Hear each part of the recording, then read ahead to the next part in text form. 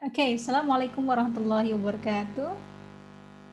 Waalaikumsalam warahmatullahi Waalaikumsalam warahmatullahi wabarakatuh. Waalaikumsalam. Halo, selamat pagi teman-teman. Sehat ya? Alhamdulillah, Ma'am. Alhamdulillah sehat, Mem. Sehat, Ma'am. Hari ini tanggal 6 ya, Kamis tanggal 6 bertepatan 24 Ramadan gitu. Tak terasa 6 hari lagi ya Ramadan tersisa. Saya pribadi mengajak teman-teman untuk sama-sama mencari Lailatul Qadar begitu ya. So, Lailatul Qadri khairum min alfi syahr gitu. Lebih baik dari 1000 bulan. Jadi kalau kita mendapatkan Lailatul Qadar, insya Allah hidup kita akan barokah begitu ya. Oke, well, so hari ini teman-teman kalau sudah melihat LMS akan ada beberapa hal yang akan kita lakukan. Pertama, saya akan memberikan penjelasan tentang materi berkaitan dengan previous activities that you have already done in previous meeting. Do you still remember what did you do in previous meeting? What did you do? Anyone? Pekan kemarin aktivitas Anda apa? Analisis Analisis metode. apa, Mbak? Analisis metode, betul. Mbak Rizky, do you still remember what were the method you analyzed? Audiolingual and the second one, I don't remember it. You don't remember? Okay. What the name? Audiolingual Also behavioristic, I remember it. Hmm. Only remember that. Okay, thank you, Mbak Rizky. What about Mas Margi? Do you still remember the method you analyzed, Mas Margi? The method, I honestly forgot, ma'am. You forgot. Let me review again. Okay, well. Sorry, ma'am. Sorry. That's okay. What about Mbak Rostiti? Do you still remember Mbak Rostiti? Yes, ma'am. Yeah, what are they? The first direct method, sama grammar translation, ma'am. Okay. The grammar translations and direct method. Yeah. Okay, good. Well, okay, so we would like to have the activity around the methods.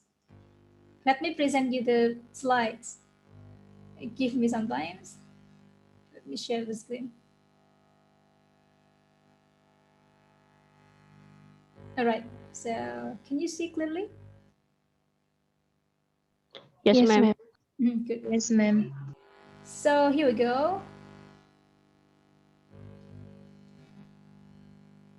So we would like to discuss about the brief history about ELT approaches and methods.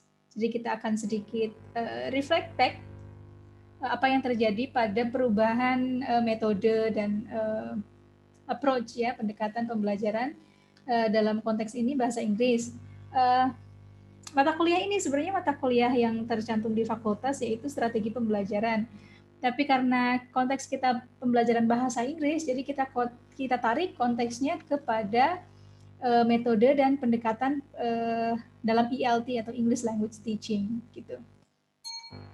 Okay, slide yang pertama. Well, so what we are going to discuss is about the major trends in 20th century of language teaching. Jadi trennya di abad ke-20 ini apa sih tentang pengajaran bahasa? Ini a brief history in ELT. Jadi pembelajaran bahasa itu bergeser. Major trendsnya begini. It was a debate. Jadi pada waktu itu ada perdebatan tentang bagaimana sebenarnya cara mengajar bahasa Inggris yang tepat begitu. Sesuai dengan kondisi yang ada, sesuai dengan zamannya begitu. So it drives to language teaching ideologies. Jadi perubahan itu atau debate itu terkait dengan ideologi. Sebenarnya ideologi pembelajaran bahasa Inggris itu apa sih? Apakah untuk mencapai written form? Apakah siswa agar mampu menulis? Apakah agar mampu membaca? Atau agar mampu menyimak?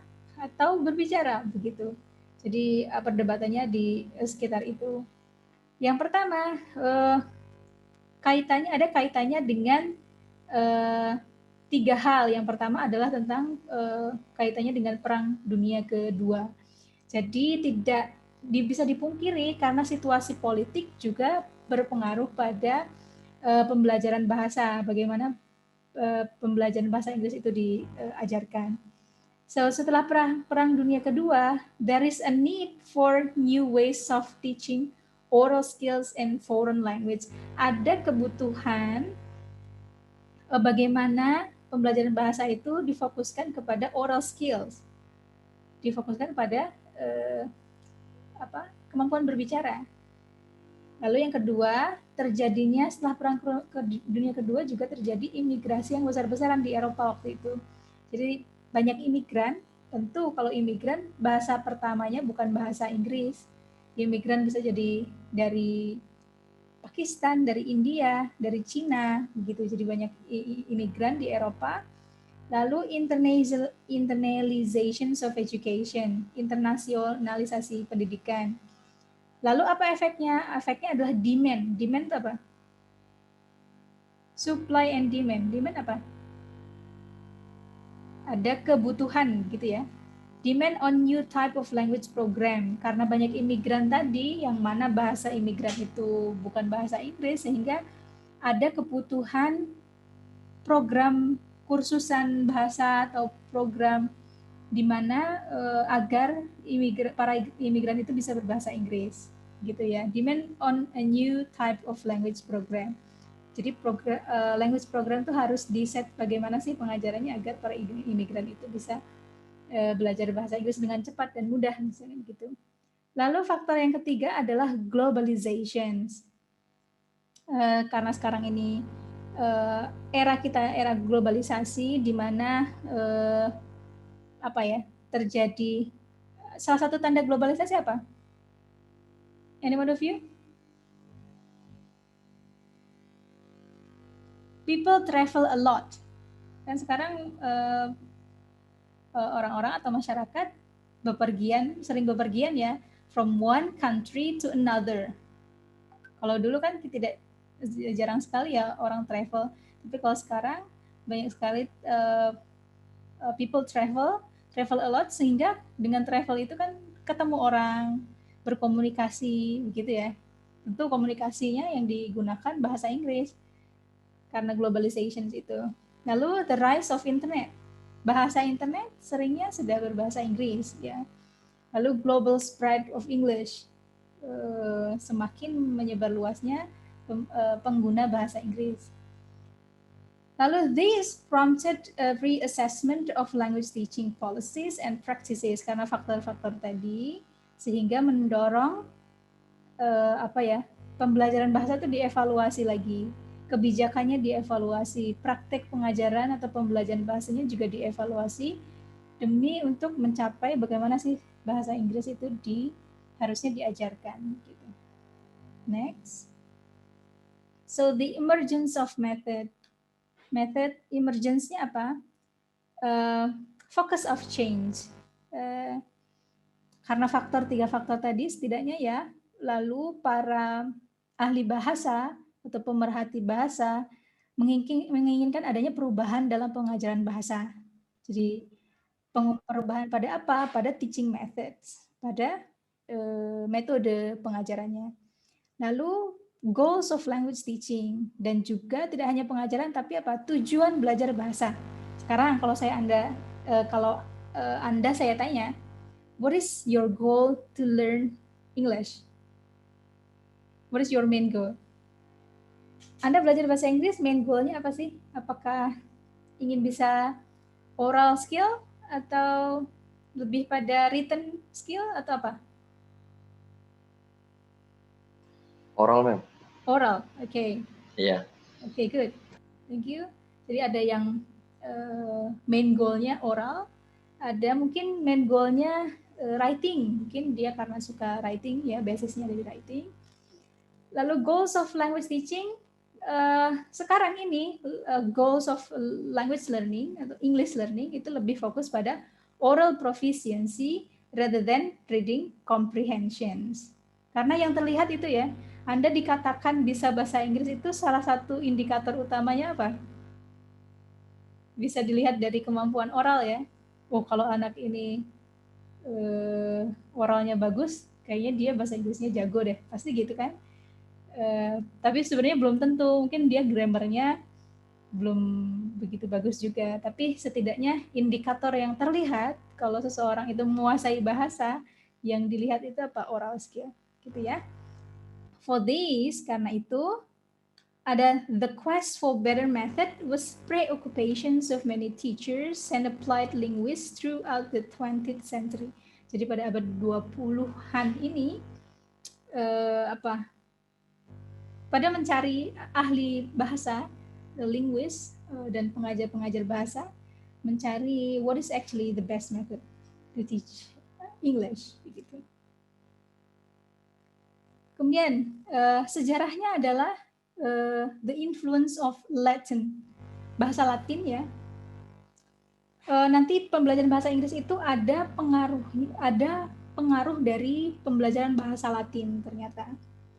Jadi yang pertama, ini kita diskusikan bahasa Inggris saat ini, it is the word most widely studied foreign or L2, foreign or second language.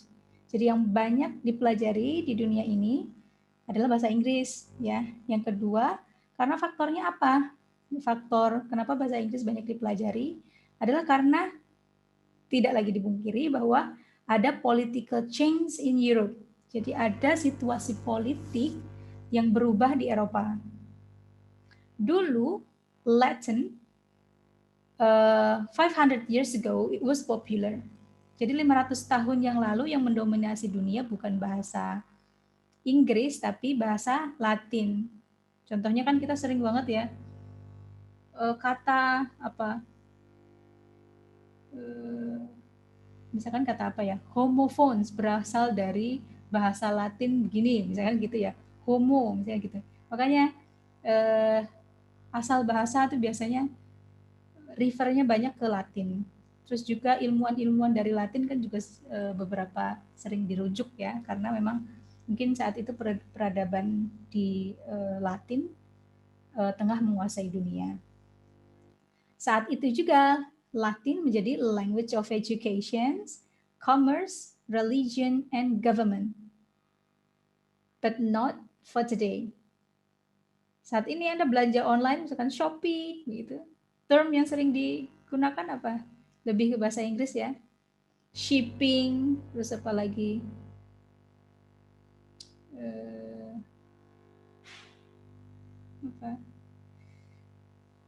Tracing, misalkan begitu ya. Bahasa-bahasa commerce saat ini sudah menggunakan bahasa Inggris. Education juga bahasa Inggris.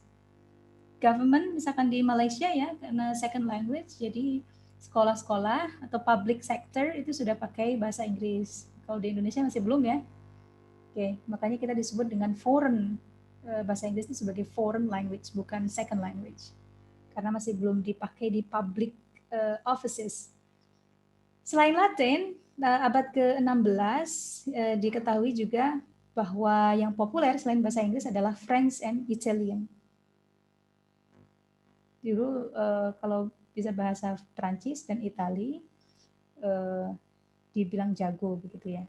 So next 19th century, kita bergeser ke abad ke-19. Nah, apa itu kaitannya dengan bahasa Latin tadi? Pada abad ke-19, a typical textbook in the mid-19th century thus consisted chapters or lesson organized around grammar points. Jadi karena dulu pembelajaran bahasa Latin itu lebih pada textbook base, lebih ke textbook begitu, menggunakan buku teks, dan buku teks itu diorganisirnya atau disusun itu berdasarkan grammar points. Lebih fokus pada pembelajaran grammar, sehingga itu berefek pada pembelajaran bahasa Inggris pada awal-awal dulu. Awal-awal dulu, tadi Mbak siapa tadi?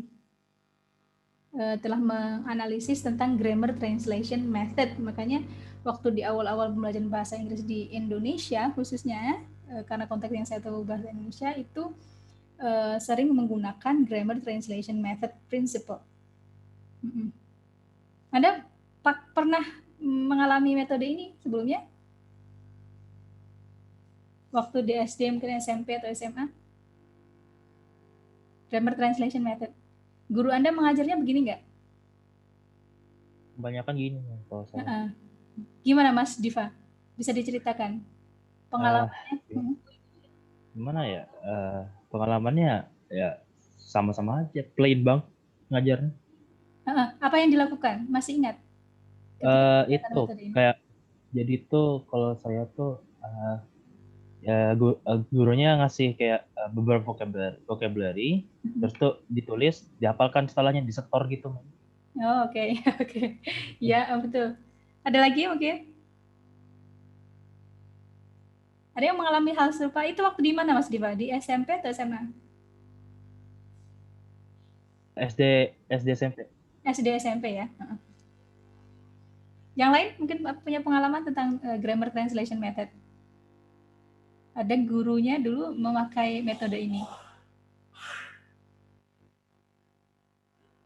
Kalau grammar translation method, pertama adalah principles-nya, prinsip yang digunakannya adalah pertama analysis of grammar rules. Jadi karena sesuai dengan namanya ya, jadi fokus pembelajarannya pada grammar rules, menganalisis grammar rules. Yang kedua, reading and writing are the major focus. Jadi fokusnya bukan pada yang lain, tapi pada reading and writing. Little or no systematic attention is paid to speaking or listening. Jadi kalau saya dulu tahun 90-an itu diajarinnya ya begitu, diberi teks begitu, misalkan satu kalimat bahasa Inggris, terus kami diminta untuk translate ke bahasa Indonesia. Atau sebaliknya, diberi kalimat bahasa Indonesia, lalu diminta translate ke bahasa Inggris. Sehingga kamus, jadi kami tuh punya kamus 500 juta kata misalnya gitu, 5 miliar kata gitu kan, kamus itu sering kami gunakan karena di kelas kami harus translate begitu. Misalkan buku ini bagus misalkan begitu, harus lihat buku artinya apa ya, dicari di kamus berawalan dengan huruf B begitu, book, B-O-O-K. Nah, itu sudah bagus banget. Jadi siswa udah bisa tahu artinya buku dan cara penulisannya. Itu sudah pencapaian yang bagus lah gitu. Jadi makanya emphasize-nya, the major focus is on reading and writing. No listening, no speaking. Jadi kami tidak kenal mendengarkan melalui podcast atau audio gitu, tidak pernah punya pengalaman yang begitu. Apalagi speaking, kita di kelas kok praktek speaking itu nggak pernah sepertinya, atau jarang sekali dilakukan. Lalu vocabulary items is presented with their translations, yang seperti saya sampaikan tadi, fokusnya juga ke vocabulary. Artinya ini apa? Artinya ini apa? Begitu. Lalu yang keempat, sentence is the basic unit of teaching and language practice. Jadi kalau sudah bisa translate satu kalimat itu ke dalam bahasa Inggris, nah itu udah jago. Saat itu begitu. Lalu accuracy is emphasized.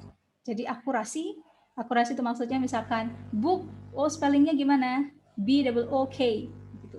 Itu sudah bagus. Accuracy, itu akurasinya. Lalu grammar is taught deductively. Deductively maksudnya apa? That is by presentations and study of grammar rules. Jadi grammar rules-nya tapi sepertinya masih begitu juga kan di konteks IKA. Grammar rules-nya dijelaskan, misalkan Anda belajar tenses. Rules-nya apa? Kalau simple present tense, subject, lalu verb one, misalkan begitu. Lalu, then practice through translation exercises. Tapi ada translation, proses menerjemahkannya. Then, the next is students' native language is the medium of instructions. Jadi, misalkan native language kita berarti bahasa Indonesia, yang menjembatani belajar bahasa itu adalah bahasa Indonesia. Oke, next. Lalu setelah itu ada reform movement. Ada movement, ada reformasi. reformasinya apa? Yaitu direct method. Direct method itu bagaimana? Direct method adalah natural method emphasizing native speaker input as a way for the learner to induce language pattern. Jadi para ahli bahasa menganggap bahwa direct method itu natural method, natural, prosesnya belajar seperti bayi. Kalau Anda punya tetangga atau anak kecil begitu, Anda kan mungkin mamanya atau ibunya kan, ini apa gitu. Ini warnanya biru, misalkan. Ini mobil, misalkan begitu ya. Jadi ditunjukkan bendanya, lalu anaknya mendengar, berharap tujuannya mendengar, setelah mendengarkan memproduksi begitu. Jadi itu dianggap direct method itu adalah natural method. Lalu prinsipnya direct method adalah memperhatikan psychological principles, yaitu tadi secara psikologis kan orang mengamati bendanya dulu, kemudian mendengarkan, lalu memproduksi, gitu. Direct association between forms and meaning. Jadi view, pandangan yang mendukung metode direct method adalah bahwasanya seseorang itu perlu mengasosiasikan form, bentuk, dan meaning. Meaning itu arti. Gitu. Jadi kalau sudah tahu bentuknya, dia berarti tahu meaningnya. Gitu. Seperti saya kalau merefleksikan ulang, waktu dulu saya di pesantren itu ada morning conversations atau muhadasah yaumiyah, muhadasah sobahiyah begitu. Itu supervisornya atau mudabirohnya akan bawa alat yang banyak sekali. Jadi kami belajar kira-kira 3-5 vocab ya per hari, per pagi itu. Nah kan mudabirohnya atau supervisornya akan bilang, a book, repeat after me, a book. Yes, a book. This is a pencil. Akan begitu. So this is a bottle. Pakai bahasa Arab pun juga gitu. Qalamun, hadha qalamun. Gitu. Jadi bawa barangnya langsung karena prinsipnya prinsipnya adalah ada asosiasi antara form, bentuk dengan meaning. Begitu. Jadi itu yang direct method. Alright, that's all. Ini sekedar teaser, sekedar pembuka untuk apa yang akan Anda lakukan selanjutnya. Any questions before we proceed to the next step? Anything to clarify? So far so good? Yes, okay. Well, apa yang harus Anda lakukan setelah ini adalah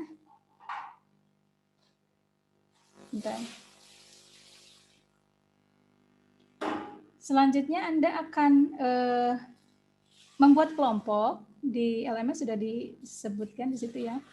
Membuat kelompok. Bentar. Ini ya. Make a group consisting of 5 students. 5 students for the next meeting presentation and decide one method that you are going to present by filling this form. Ini sudah ada yang mengisi ya. Silakan pilih secara independen grupnya siapa saja. First come, first serve. Jadi yang menulis duluan berarti dia dapat metodenya, begitu ya. It means that group listed the name will get the method. Apa yang harus dipresentasikan? Anda pilih satu metode untuk dipresentasikan. Presentasinya terkait dengan apa? Oh, tadi belum ada di sini ya. Sebentar.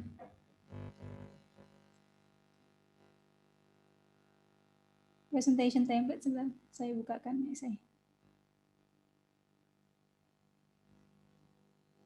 Nah, silakan Anda diskusikan dengan teman-teman. Tadi di awal brainstorming saya tanya, apa metode yang sudah dianalisa, agak-agak lupa begitu ya. Harapannya setelah membuat kelompok dan mendalami satu metode saja, teman-teman akan mengingat apa itu metodenya bagaimana sih. Ini template-nya, jadi setidaknya dalam slide itu akan ada poin-poin yang ini. Kalau Anda mau menambahkan silahkan, tapi jangan mengurangi ya. Metode sebutkan metodenya apa. Misalkan tadi ada yang sudah list di situ audio visual method, misalkan begitu. Audiolingual method. Kemudian theory of language, maksudnya theory of language itu Apa dia percayanya apa sih? Maksudnya language philosophical belief-nya apa tentang metode itu? Lalu key principles. Key principles-nya seperti tadi, grammar method tadi yang saya jelaskan. Apa saja prinsip dari metode itu? Lalu teacher's role. Teacher's role-nya bagaimana? Apakah mendominasi kelas atau perannya sebagai apa teacher's role? Yang terakhir adalah student's role. Role apa perannya siswa dalam metode ini yang Anda presentasikan apa? Gitu ya. Any questions? Running out of time. Masih ada waktu 10 menit. Ada hal yang ingin didiskusikan? Tidak ada? Okay, good then.